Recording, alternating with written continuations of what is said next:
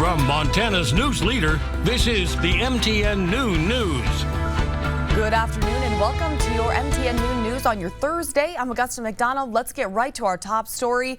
As of last night, China remains accusatory of the United States of making unfounded and false allegations about its role in the fentanyl trade.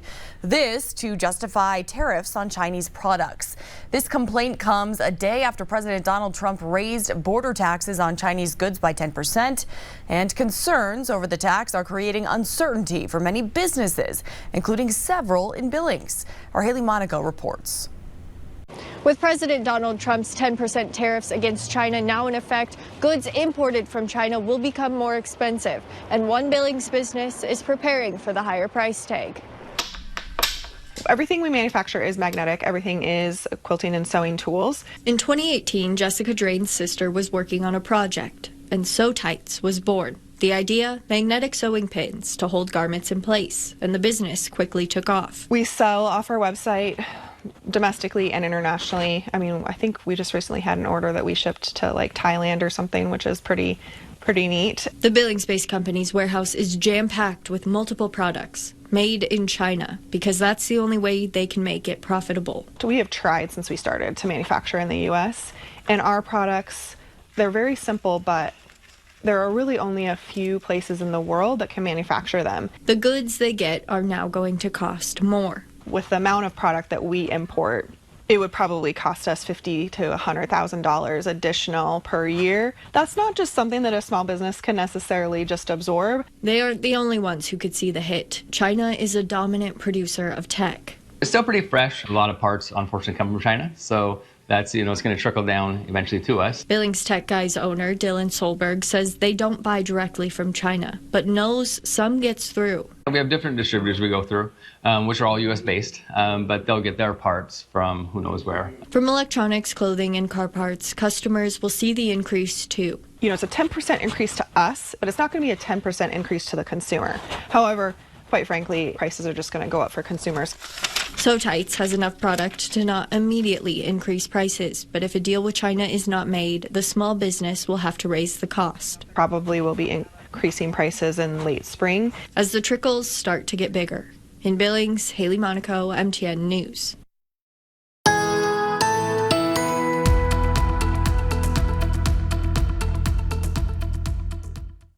Cold weather advisory in effect until 1 p.m. for Hill County and northern Blaine County, where we could still have wind chills as low as 30 below. You can see it's very cold up there, 23 below around Havre, even up in there in the northeast corner of the state. Look at Williston, though, at 25 below. So very, very chilly in those spots. Actual temperatures, some of us actual temperatures still below zero. We are going to be a little warmer today in some spots, some of us getting above the freezing mark, but we do have this blast of cold air coming in that's going to deliver snow to the region as well. Seeing a little bit of snow in the higher elevations around Missoula, but this is what we've got heading our way. Tomorrow, a very snowy day. We'll talk about that with the main forecast coming up.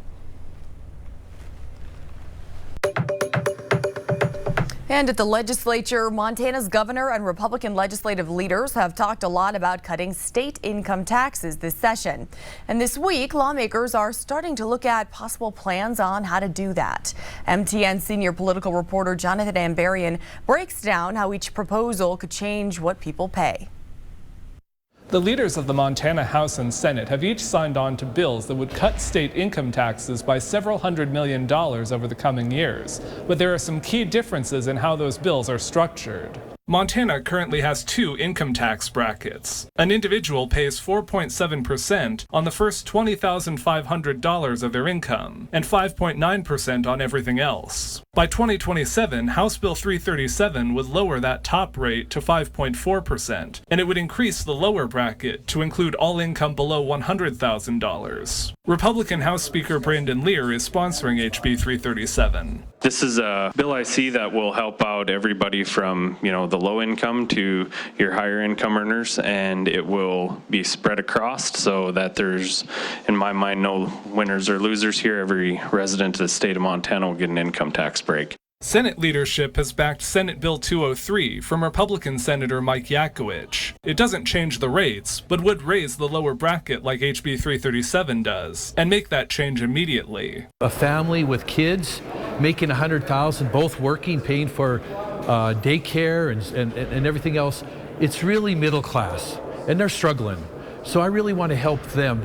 Yakowicz's bill also has the House and Senate Democratic leaders as co-sponsors. They told reporters they wanted to show if an income tax bill does go forward, they'd prefer one structured like that. We'd like to see everybody be able to receive a benefit if there's an income tax plan that goes through, and not just have it focus on the wealthiest Montanans, which is what we see as the proposal right now. Governor Greg Gianforte has made his own proposal to drop the top tax rate even farther to 4.9% and allow low and middle income Montanans to claim a larger earned income tax credit. A bill incorporating those changes is expected to be introduced soon. A House committee held its first hearing on Lear's bill on Wednesday. Yakowicz's bill is scheduled for a hearing in a Senate committee on Thursday. In Helena, Jonathan Amberian, MTN News. And in today's leading look, a Wyoming judge has denied a motion to dismiss all charges against a man accused of punching a Sheridan hockey coach so hard that he died. 48-year-old Patrick Mudd passed away last summer after he and 34-year-old Cody McCullough got into a fight over a parking spot outside of a rodeo. McCullough was charged with involuntary manslaughter. His attorneys had filed a motion to dismiss the charges, claiming McCullough acted in self-defense. A 5-day jury trial now set to begin in early March. McCullough faces up to 20 years in prison if convicted. And in Rosebud County, a Forsyth woman is charged with embezzling $300,000 while employed as a deputy county treasurer. Nancy Ann Beals has been charged with a felony, theft of property by embezzlement, after allegedly stealing out of the county's general fund. Starting in September of 2024, Rosebud County Treasurer Kathy Fahrenbruck began noting errors in the department's accounting of oil and gas royalties. When confronted, Beals could not explain the error. Court documents show Beals then met with Rosebud County Sheriff Alan Fulton and confessed to taking the money and using it to assist her adult children. If convicted, Beals could face up to 10 years in prison. And in Teton County, the mayor of Choteau announced in a city council meeting on Tuesday he will be resigning. Mayor Chris Hindoan's position was a heated topic among the citizens of Choteau, who had just recently filed a recall petition for his removal from office. The recall petition was filed primarily based on frustrations, citing that the mayor had not reinstated a law enforcement agreement between the city and Teton County Sheriff's Office that ended last fall. The city-county president will take over as interim mayor. Hindoan served as mayor for over 4 years. A feasibility study is underway to see if cloud seeding is a viable solution to Montana's snowpack woes. In today's Montana Ag Report, MTN's John Amy spoke with a rancher and water experts who say this process might be the solution. For years now, Montana has been dealing with inconsistent high mountain snowpack to the detriment of agriculture, river health, and wildfires. Some believe it's time Montana address this issue through a process known as cloud seeding. Water is key. If you haven't got air and water, you're done. Jim Hagenbarth's family has been cattle ranching in Idaho and Montana since the late 19th century. We're not owners, we're only tenants. That rock down there is going to be there 10 million years after I'm gone. He believes the best way to manage this ground is through cloud seeding, a process of manually introducing silver iodide into clouds in the hope of creating moisture, specifically snowfall. The Montana Department of Natural Resources and Conservation is in the midst of a feasibility study to determine if cloud seeding will be a viable option for increasing snowpack in the Big Hole watershed. Cloud seeding is not a panacea. It's not going to be it's not going to cure all our ills.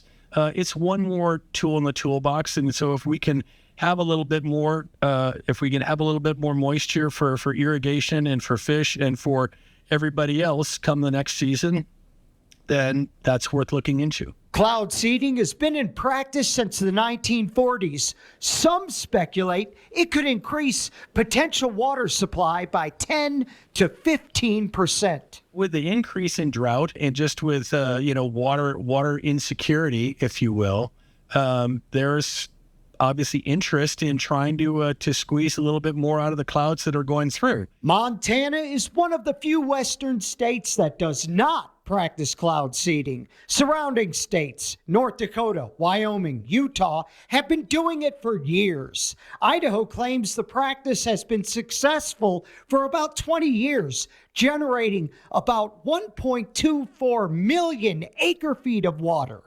Putting that in perspective, here in the Boise system, we have a 3-reservoir system that would fill, over all of those reservoirs here in our Boise system. It would fill Palisades in East Idaho. So that's a significant amount of water for us here. Opponents worry about the environmental impacts from silver iodide use and downwind effects of cloud seeding.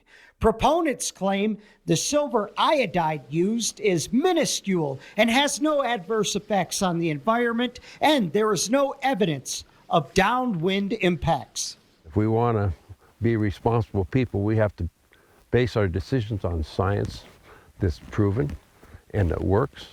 The DNRC's feasibility study is expected to be completed by the end of February. The study then goes to the governor's office, and then it would be up to the state legislature to decide if cloud seeding should be implemented in Montana.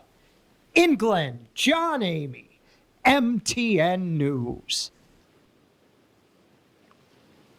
Thanks, John. Now you know about the DNRC study, but how does cloud seeding work? MTN meteorologist Ed McIntosh explains the process. For cloud seeding to make any sense, the conditions in the atmosphere have to be just right. That means lots of available moisture, but little else into the clouds. So the water becomes super cool. That means that even though the temperatures drop below 32 degrees, it remains as a liquid in the clouds.